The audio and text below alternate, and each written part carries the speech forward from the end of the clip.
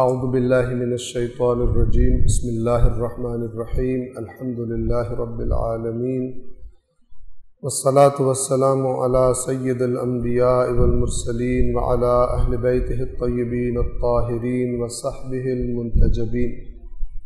گزشتہ روز ہم نے سورۃ النساء آیت نمبر 69 تک تلاوت کی تھی۔ آج انشاءاللہ سورۃ النساء کی آیت نمبر 70 سے تلاوت کا آغاز کریں گے اور اس کے بعد ترجمہ اور وضاحت۔ اعوذ باللہ من الشیطان الرجیم بسم اللہ الرحمن الرحیم ومن يطع الله والرسول فأولئك مع الذين أنعم الله عليهم من النبيين والصديقين والشهداء والصالحين وحسن أولئك رفيقا ذلك الفضل من الله وكفى بالله عليما يا أيها الذين آمنوا خذوا حذركم فانفروا ثبات أو انفروا جميعا وَإِنَّ مِنْكُمْ لَمَنْ لَيُبَطِّئَنَّ فَإِنْ أَصَابَتْكُمْ مُصِيبَةٌ قَالَ قَدْ أَنْعَمَ اللَّهُ عَلَيَّ إِذْ لَمْ أَكُنْ مَعَهُمْ شَهِيدًا وَلَئِنْ أَصَابَكُمْ فَضْلٌ مِّنَ اللَّهِ لَيَقُولَنَّ كَأَن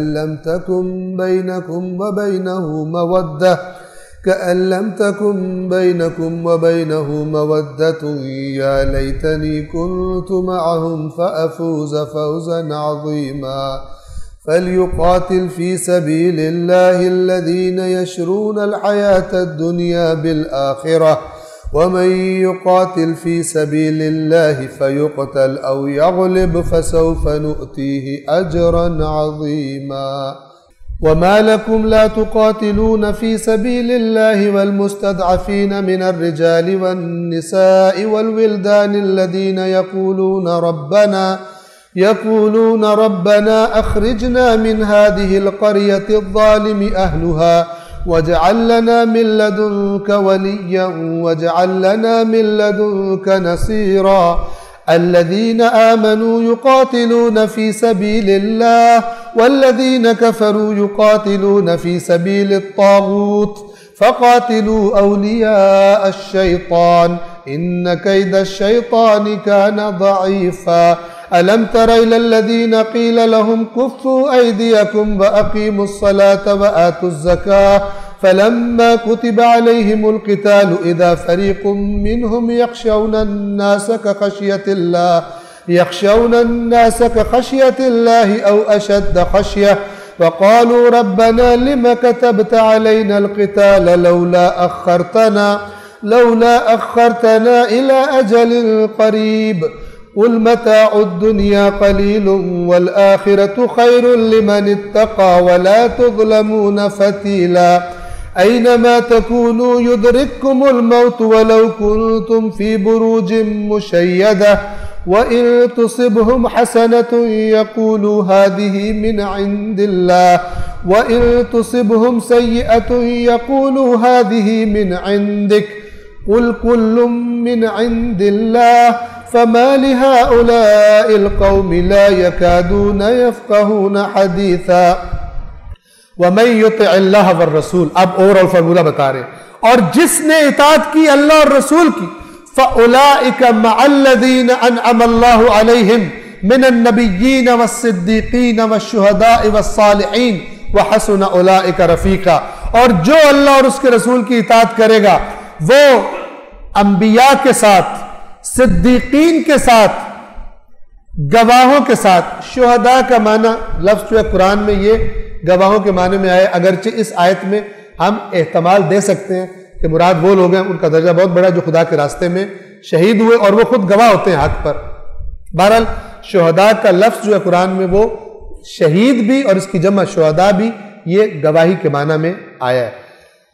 جو اللہ رسول کی اطاعت کرے گا وہ انبیاء، صدیقین، شہداء یعنی گواہ اور صالحین کے ساتھ ہوگا جن پر اللہ نے اپنا انعام کیا۔ وہاں پہ کیا کہا تھا؟ اہدنا الصراط المستقیم صراط الذین انعمت علیہم، ان کے راستے پر چلا جن پر تو نے اپنا انعام کیا ہے۔ اس آیت میں ان کے مین گروپس بتائے جا رہے ہیں۔ کون ہے؟ نبیین، صدیقین۔ صدیقین کون ہے؟ سب سے پہلے بڑھ کر نبیوں کی تصدیق کرنے والے، ان کی سچائی کو سچائی کہنے والے، یعنی یہ خود بھی سچ ہے۔ ایک سچ ہوتا ہے جو میں بولتا ہوں، ایک سچ وہ ہوتا ہے جو کسی سچے کی تصدیق کے لیے بولتا ہوں۔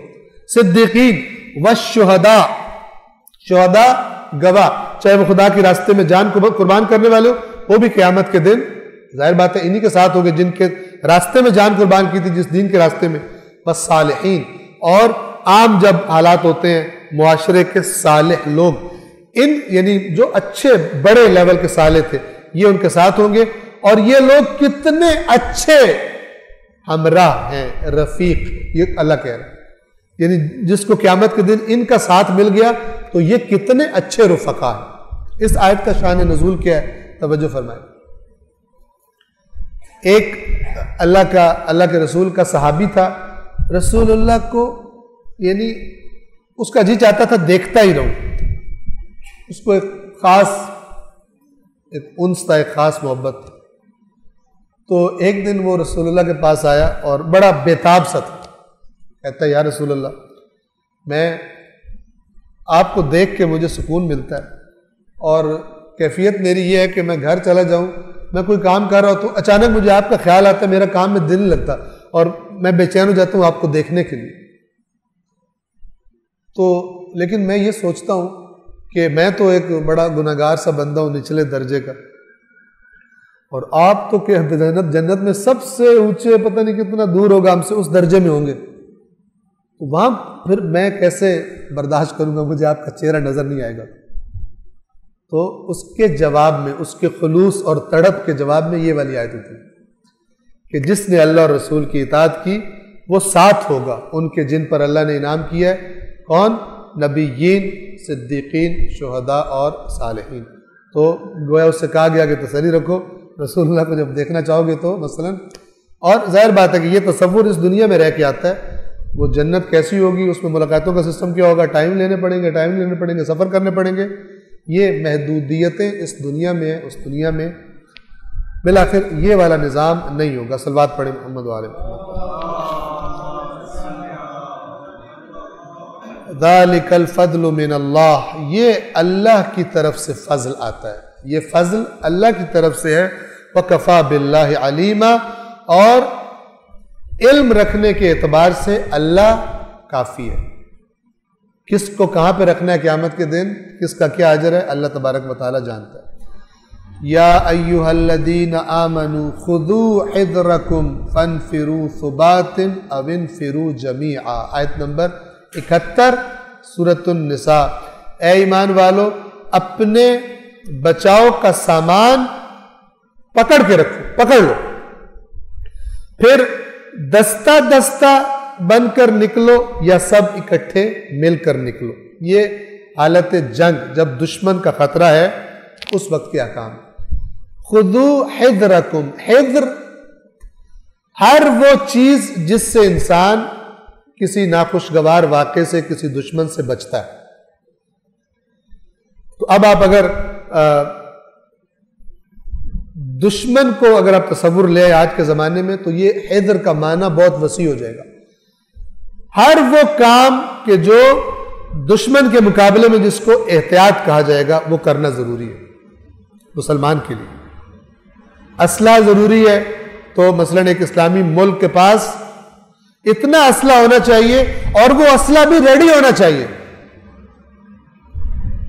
ایسا نہ ہو کہ تیاری کرتے کرتے ہی، مستحبات کرتے کرتے ہی واجب کا وقت گزر جائے۔ ٹھیک ہے نا، بعض لوگ ایسے ہوتے ہیں، ساری رات عبادت کرتے ہیں، فجر کی نماز نہیں پڑھ پاتے، ساری رات لگے رہتے ہیں، فجر کے ٹائم کہتے ہیں نیند آ رہی ہے، برداشت نہیں ہو رہا، آدھا گھنٹے پہلے سو گیا۔ یہ کسی کام کی نہیں ہے، مولا کا فرمان ہے جو بلاغہ میں کہ نا ان نوافل کا کوئی فائدہ نہیں ہے جب واجبات متاثر ہو جائے، اس سے ان سے کچھ بھی نہیں ملتا۔ بہرحال خذوا حذرکم کا سادہ ترجمہ یہ کہ الرٹ رہو، تمام چیزیں ریڈی ہو تمہاری، تاکہ دشمن حملہ نہ کر سکے، نقصان نہ پہنچا سکے۔ اور پھر فرمایا کہ اب جب اگر نکلنے کا وقت آئے تو کیا کرو، یا تو الگ الگ تولیوں کی شکل میں نکلو یا اکٹھے نکلو. اب یہ وہ کمانڈر ڈیسائیڈ کرے گا. اب اس وقت مثلا اسٹریٹجی کیا ہوگی ہماری، الگ الگ جانا ہے یا نہیں، اکٹھے نکلنا ہے اور دشمن کو اپنا روب اور دبدبہ دکھانا ہے یا نہیں، یہ کون بتائے گا؟ یہ اللہ فرما رہا ہے کہ یہ اس طرح نکلو یا اس طرح نکلو، لیکن الرٹ نکلو، الرٹ بالکل کہ دشمن تم پر تمہاری غفلت سے فائدہ اٹھا کے حملہ نہ کر پائے. وَإِنَّ مِنْكُمْ لَمَن لَيُبَطِّئَنَّ، اور یقیناً تم میں سے ایسے بھی ہیں جو جہاد سے کتراتا ہے. لَيُبَطِّئَنَّ ڈھیلا رہتا ہے، پورا مطلب یہ بڑی تاکید ہے اس میں کہ حتماً وہ ڈھیلا رہتا ہے، پیچھے رہتا ہے، جہاد پہ جانے میں سستی کرتا ہے، پیچھے رہ جاتا ہے. فَإِنْ أَصَابَتْكُمْ مُصِيبَةٌ قَالَ قَدْ أَنْعَمَ اللَّهُ عَلَيَّ اِذْ لَمْ أَكُمْ مَعَهُمْ شَهِيدًا، اگر تم جو گئے تھے جہاد کرنے تم پر کوئی مصیبت آ گئی تو کہتا ہے اللہ نے مجھ پر بڑی نعمت کی ہے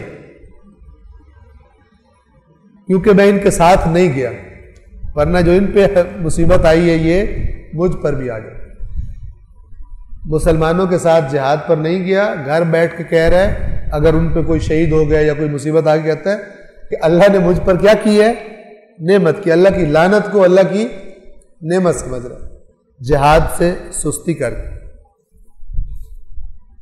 یہ پھر جہاد سے سستی کا جب بھی ذہن میں آتا ہے تو دیکھیں رسول اللہ کے ساتھ تو پھر بالآخر کبھی سستی ہوتی تھی، بھول چک ہوتی تھی، لیکن رسول اللہ کا ساتھ دیا گیا، صحابہ نے رسول اللہ کا ساتھ دیا ہے. نہ دیا ہوتا تو یہ والی کیفیت نہ ہوتی، اسلام اس اعتبار سے وہ طاقتور نہ ہوتا. لیکن حضرت علی کا ساتھ لوگوں نے نہیں دیا، آپ نتیجہ دیکھیں کیا ہوا. یہی کیٹیگری تھی، جہاد میں سستی کرتے ہیں اور اگر جہاد پہ گئے ہوئے لوگوں پر کوئی مصیبت آ جائے کہتے ہیں قد انعم اللہ علیہ، یقیناً مجھ پر اللہ نے فضل کیا، یعنی اس کو شک بھی نہیں ہے. کہتا ہے مجھے پکا یقین ہے خدا نے بڑا کرم کیا ہے، اللہ تبارک و تعالیٰ نے میرے ذہن میں ڈالا تھا تم نے نہیں جانا، ان پہ کوئی مصیبت آنی. وَلَئِنْ أَصَابَكُمْ فَضْلٌ مِّنَ اللَّهِ، اور اگر تم پر اللہ کی طرف سے کوئی فضل ہو جائے، فتح ہو جائے، مال غنیمت مل جائے، وہ لے کر آؤ، اب کیا کہے گا؟ لَيَقُولَنَّ، تو حتماً یہی شخص کیا کہے گا کہ أَلَّمْ تَكُنْ بَيْنَكُمْ وَبَيْنَهُ مَوَدَّةٌ. یہ بیچ میں ایک جملہ معترضہ کہتے ہیں، یہ اللہ نے بیچ میں ایڈ کی ہے، اس کی بات آگے شروع ہوگی. یعنی اس طرح کہے گا جیسے تمہارے اور اس کے درمیان تو کوئی دوستی ہی نہیں تھی، اس کو پتہ ہی نہیں چلا تمہارے جانے کا. اس طرح بات کرے گا. اور بات کیا اس کی؟ کاش میں بھی ان کے ساتھ ہوتا فَأَفُوزَ فَوْزًا عَظِيمًا، اور میں بھی ان کے ساتھ بڑی کامیابی پہ چلا جاتا. جیسے اس کو پتہ نہیں چلا جب تم جا رہے تھے، تم چپکے سے نکل گئے تھے جہاد پر، تم نے لوگوں کو بلایا نہیں تھا جہاد کے لیے. اگر مصیبت آئے کہتا ہے اللہ نے میرے اوپر بڑا کرم کیا، اس کا پہلے بھی کرم ہے، اس دفعہ بھی اس نے کرم کیا میرے پر، میں نہیں گیا ورنہ تمہاری حالت جو ہے میری بھی ہو جاتی. اور اگر تم جیت کے آؤ، مال غنیمت لے کے آؤ، تو کیا کہتا ہے؟ ایسے جیسے تم سے دوستی کوئی جان پہچان تھی نہیں کہ اس کو پتہ چلتا. کہتا ہے کہ کاش یا لیتنی، آج بھی یا لیتنی والے بہت سے ایسے ہی ہیں، یا لیتنا کننا معکم، زیارت امام حسین پڑھ رہے ہوتے ہیں، لیکن اپنے ٹائم پہ کوئی میدان پہ نکلنے والی بات آئے کہ مثلا پھر مجھے کہنا پڑتا ہے یہ قدس والا مسئلہ جو ہے یا کوئی بھی اپنی قوم سے مربوط اجتماعی مسئلہ، میں خلاصتاً عرض کروں. دیکھیے کہ میدان میں ہر انسان کی آزمائش اس کے اپنے زمانے میں ہوتی ہے. دین وہ نہیں ہے کہ جو میں بنا کے بیٹھا ہوں، دین وہ ہے جو قرآن کہتا ہے. ہمارے ائمہ کی سب سے بڑی جو مصیبت تھی اور مشکل تھی وہ ان کے ماننے والوں کا ان کا ساتھ نہ دینا تھا. میدان میں نہیں آتے تھے. دشمنوں تو دشمنی کرنی ہے، اپنوں کا ساتھ نہ دینا، میدان میں نہ آنا. اس نے جتنا، اگر آپ اوور آل اسلام کو دیکھیں تو اس کو نقصان، اور اگر آپ مکتب اہل بیت کو دیکھیں تو یہ بڑی بات واضح ہے کہ اپنے ائمہ کا ساتھ نہ دینے والوں نے جو نقصان کیا اور تکلیف دی ائمہ کو، اتنی تکلیف دشمنوں نے تو اس نے کرنا وہی کام ہے. تکلیف زیادہ تب ہوتی ہے جب اپنا، آپ کے سامنے 10 بندے کھڑے ہو، ٹھیک ہے، ان میں ایک آپ کا بیٹا بھی ہو، آپ کو بہت شدید پیاس لگی ہو، آپ ان سے کہیں بھائی مجھے پانی پلا دو، وہ 9 تو نہ پلائیں، آپ کا بیٹا بھی نہ پلائے، سب سے زیادہ تکلیف آپ کو کس کی ہو؟ کہ آپ دیکھ رہے میرا بیٹا کھڑا ہوا ہے، یہ مجھے نہیں پلا رہا، باقیوں کا تو چلو میرے سے دور کا تعلق، اپنے لوگوں نے ائمہ کا ساتھ نہیں دیا۔ لہذا اجتماعی معاملات میں بشمول اس یوم القدس کے کوشش کریں کہ کوئی نہ کوئی اور اگر ایک دفعہ ایک چیز، اور یہ لیکن معاملہ اللہ کے پاس ہوتا ہے، غلط ملت تعویل جو ہے نا وہ نہیں، اللہ اور بندے کا معاملہ ہوتا ہے۔ بعض افراد ایسی پوزیشنز پہ ہوتے ہیں کہ ان کا آنا ایک خاص ماحول میں باہر میدان میں آنا ٹھیک نہیں ہے، ان کا آنا بڑا نقصان بن جائے گا اس کام کے لیے جو وہ قوم کے لیے مثلا کر رہے ہیں یا کرنا چاہتے ہیں، یا خدا کے لیے کر رہے ہیں یا کرنا چاہتے ہیں، وہ انسان خود بہتر جانتا ہے اور اللہ تبارک و تعالیٰ بہتر جانتا ہے غلط تعویل کر رہا ہے یا صحیح کر رہا ہے۔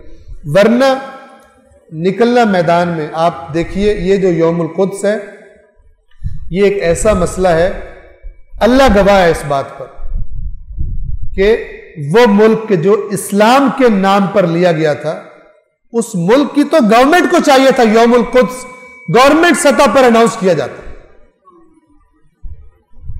کیوں اسرائیل کو ہم تسلیم نہیں کرتے؟ کیوں مسلمان اب بیچ میں جراثیم جو دنیا پرستی اور بزدلی کے اور آہستہ آہستہ ہر چیز کو گول کے پیتے جا رہے ہیں، ٹھیک ہے، وہی جو اولی الامر ہیں، اولی الامر کی جو ڈیفینیشن ہمیں کی ہے وہ اولی الامر سب کچھ پیتے جا رہے ہیں، وہ آہستہ آہستہ ہمیں سب کچھ وہ سکھائیں گے کہ جو ابلیس چاہتا ہے، ان اولی الامر کی اطاعت آپ نے واجب قرار دے دی اس قسم کے اولی الامر کی، تو یہ تو کھلائیں گے۔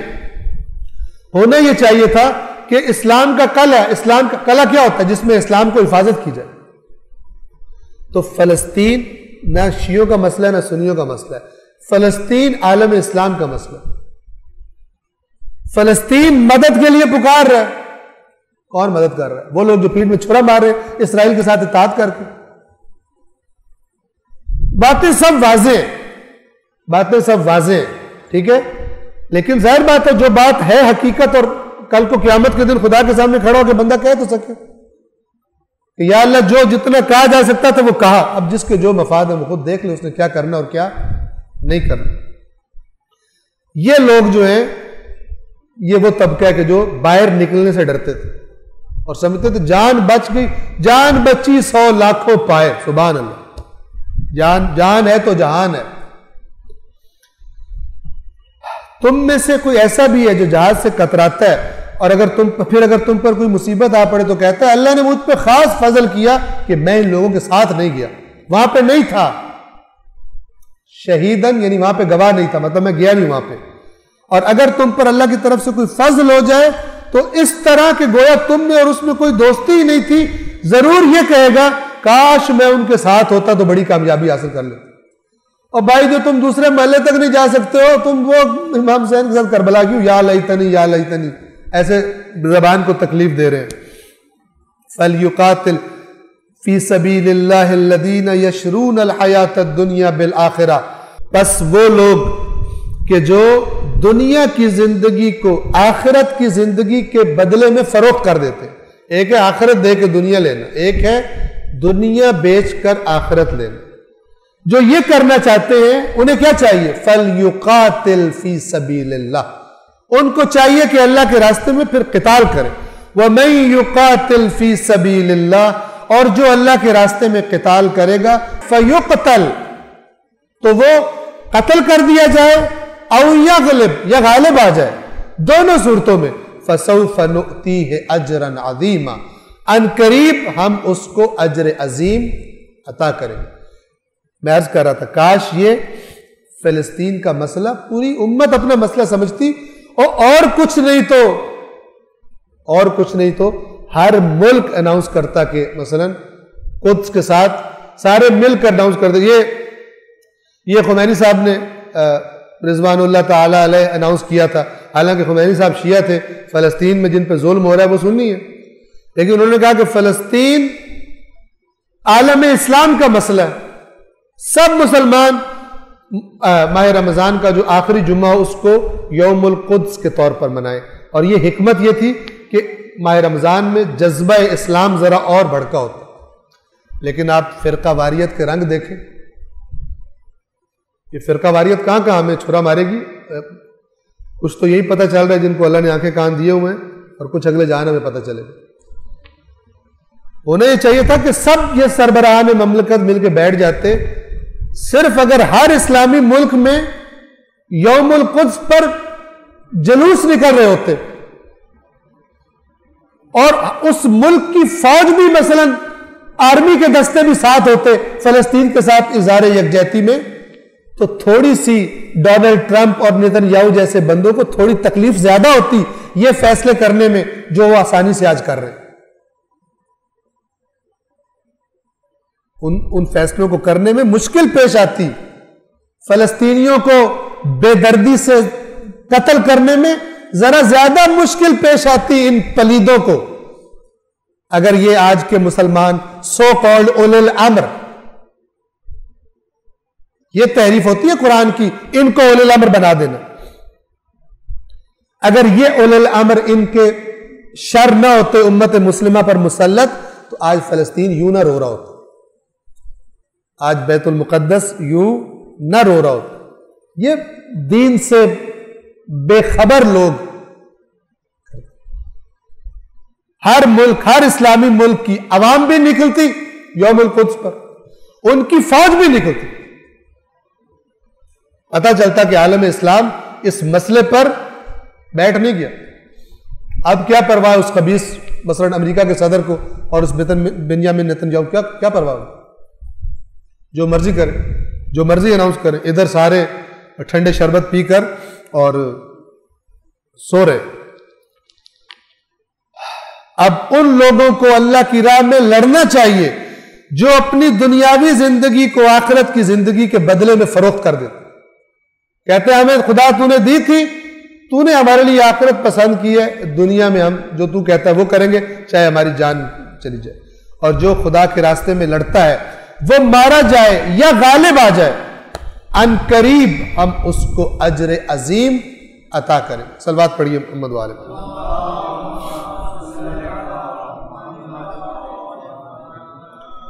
وَمَا لَكُمْ لَا تُقَاتِلُونَ فِي سَبِيلِ اللَّهِ، توجہ فرمائیں، اور تم لوگوں کو کیا ہو گیا ہے کہ تم اللہ کی راہ میں جہاد نہیں کرتے؟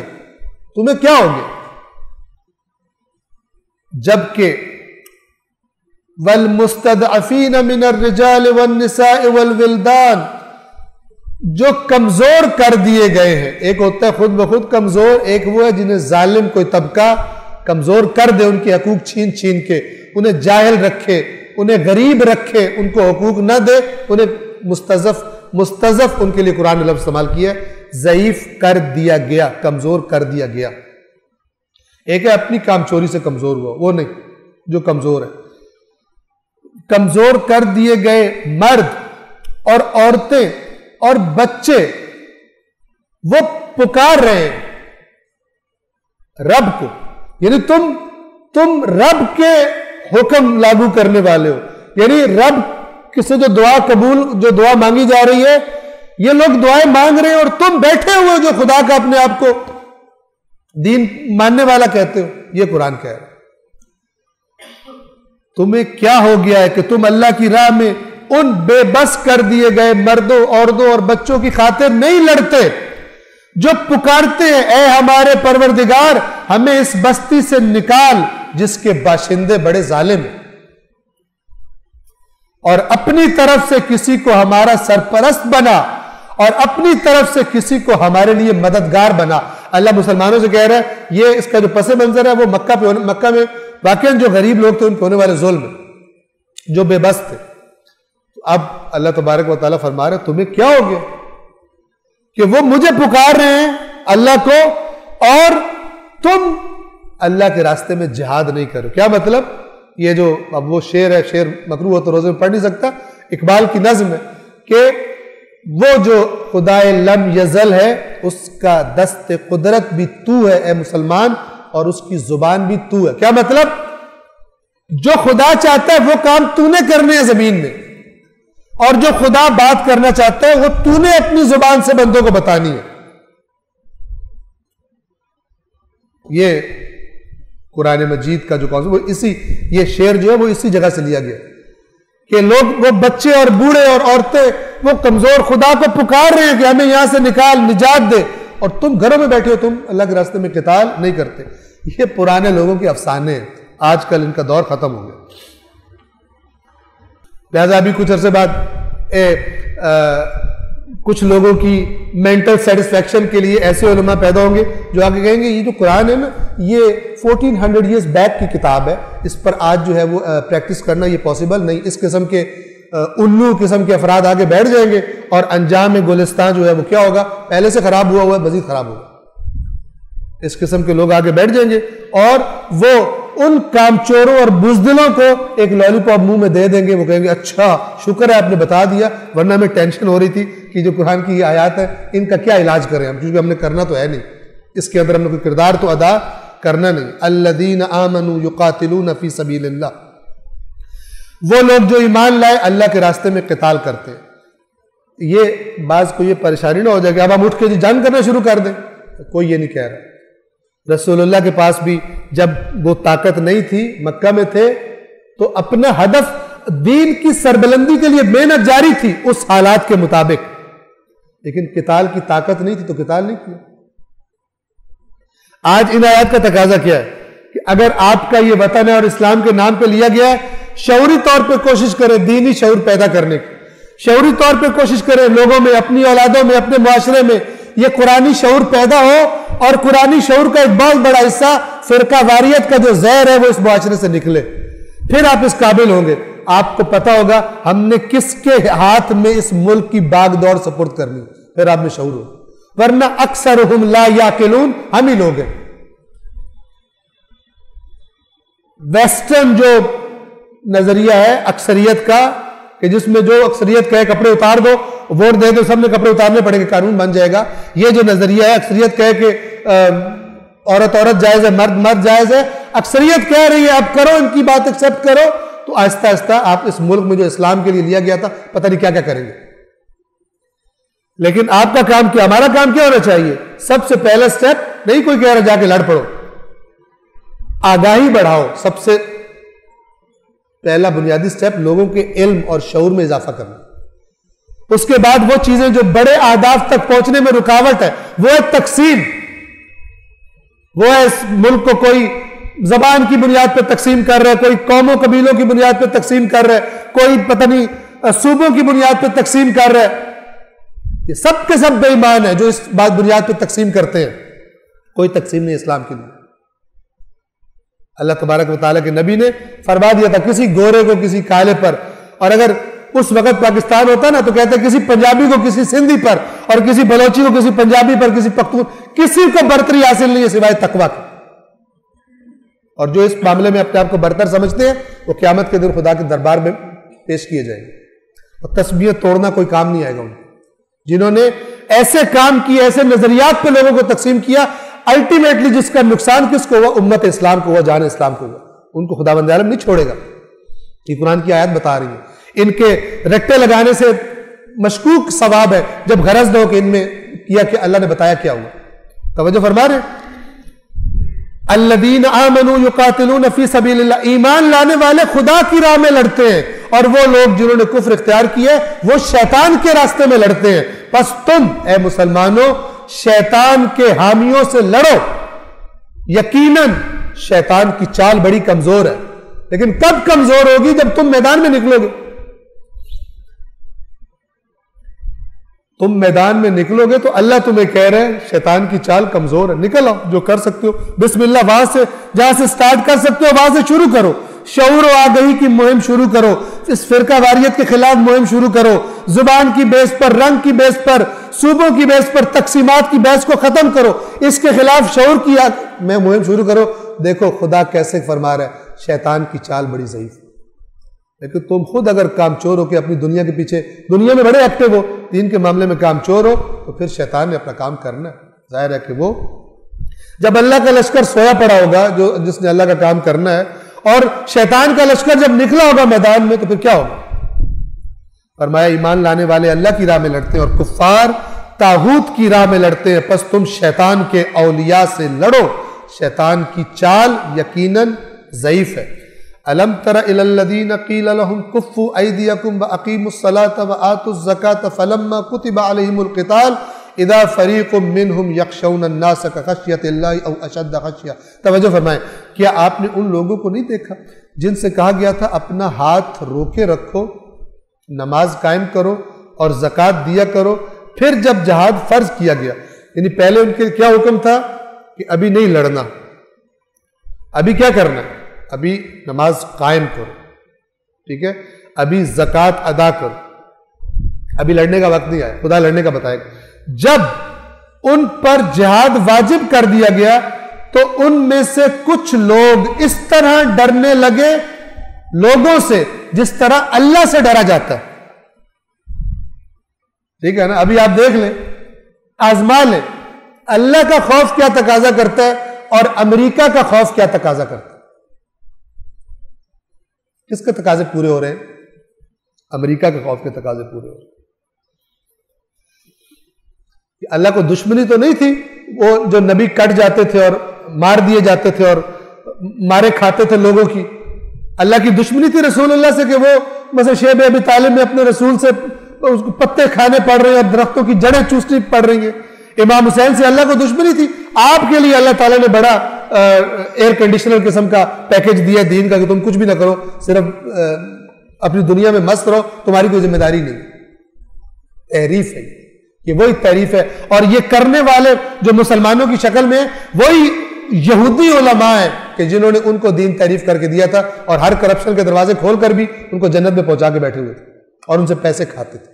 اسی روش پر وہ علماء بھی چل رہے ہیں اور ان کو فالو کرنے والی عوام بھی اسی روش پہ چل رہی ہے جس پر بنی اسرائیل کی عوام چلی تھی۔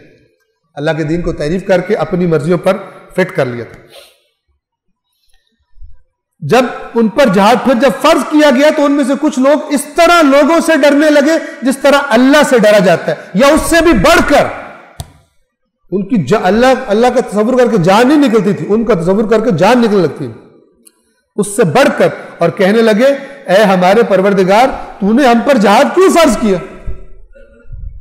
اللہ سے کہہ رہے تو نے کیوں فرض کیا؟ ہمیں تھوڑی مہلت کیوں نہیں دے دی؟ اے رسول ان سے کہہ دیجئے متاع الدنیا قلیل، یہ دنیا کی جو متاع ہے، دنیا کا سامان، یہ بہت تھوڑا ہے، یہ دنیا کی لذتیں بہت تھوڑی ہیں۔ والآخرۃ خیر لمن اتقی، اور آخرت بہت بہتر ہے اس کے لیے جو صاحب تقوی ہے، جو صاحب تقوی ہے اس کے لیے آخرت بہت بہتر ہے۔ والآخرۃ خیر لمن اتقی ولا تظلمون فتیلا، اور تم پر ذرے کے برابر بھی، رائی کے برابر بھی ظلم نہیں کیا جائے گا۔ اینما تکونوا یدرککم الموت، تم جہاں بھی چلے جاؤ موت تمہیں پکڑ لے گی آ کر۔ یہ اب اللہ کہہ رہے جو کہہ رہے یا اللہ ہم پہ جہاد کیوں فرض کر دیا؟ ہماری تو ابھی آرزویں تھی، ابھی تو امنگیں تھی، ابھی تو ہم نے بچوں کی شادیاں دیکھنی تھی، ابھی تو ہم نے مہندیاں دیکھنی تھی، ابھی تو ہم نے فلان کرنے تھے۔ کچھ لوگوں کو لگتا ہے امپورٹنٹ ترین کام جو ہے وہ شادیاں اور مہندیاں ہوتا ہے۔ تم جہاں بھی ہوگے موت تمہیں پکڑ لے گی۔ وَلَوْ كُنْتُمْ فِي بُرُوجٍ مُشَيَّدَةٍ، اگرچہ تم مضبوط قلعوں میں، برجوں میں، بروج میں خود کو بند کر لو حفاظت کے لیے، موت تمہیں وہاں بھی آ کر پکڑ لے گی۔ وَإِن تُصِبْهُمْ حَسَنَةٌ يَقُولُ هَذِهِ مِنْ عِنْدِ اللَّهِ، اور جب انہیں کوئی سکھ پہنچے تو کہتے ہیں یہ اللہ کی طرف سے آئی، اللہ تعالیٰ بڑا اچھا ہے۔ وَإِن تُصِبْهُمْ سَيِّئَةٌ يَقُولُ هَذِهِ مِنْ عِنْدِكَ، اور جب کوئی برائی آتی ہے، کوئی مصیبت آتی ہے تو کہتے ہیں یہ اس رسول کی وجہ سے آئی ہے، اس رسول آپ کی وجہ سے آئی ہے۔ رسول کو خطاب کر کے کہتے ہیں هَذِهِ مِنْ عِنْدِكَ، اے رسول یہ آپ کی وجہ سے مصیبت آئی ہے، آپ نے اگر صحیح طرح پالیسی اختیار کی ہوتی سمجھداری کا، سمجھداری کیا مطلب؟ جو ہم بزدل آپ کو مشورہ دے رہے تھے اگر آپ نے وہ کیا ہوتا تو یہ مصیبت نہ آتی۔ تو یہ بزدلوں کی پھر باتیں ایسی ہوتی ہیں، جب کوئی اچھی بات آتی ہے کہتے ہیں اللہ کی طرف سے آئی ہے۔ اور اللہ کی طرف سے کیا مطلب؟ اللہ کی رحمت کیا نازل ہوتی ہے؟ جو اس قابل ہو، یعنی ہمارے اندر یہ قابلیت تھی تو اللہ نے ہمیں یہ عطا فرمایا۔ اور جب کوئی مصیبت آتی ہے تو یہ نہیں کہتے کہ ہماری بزدلی کی وجہ سے ہم نے ساتھ نہیں دیا تو آگے، کہتے ہیں اے رسول آپ کی وجہ سے مصیبت آئی ہے۔ قل کل من عند اللہ، اے رسول کہہ دیجئے سب اللہ کی طرف سے۔ فَمَا لِهَٰؤُلَاءِ الْقَوْمِ لَا يَكَادُونَ يَفْقَهُونَ حَدِيثًا، تو اس قوم کو کیا ہو گیا ہے کہ کسی بات سمجھنے کے نزدیک ہی نہیں آتے، بات سمجھنے کے نزدیک ہی نہیں آتے، اس قوم کو کیا ہو گیا؟ صلوات پڑھیے محمد والے۔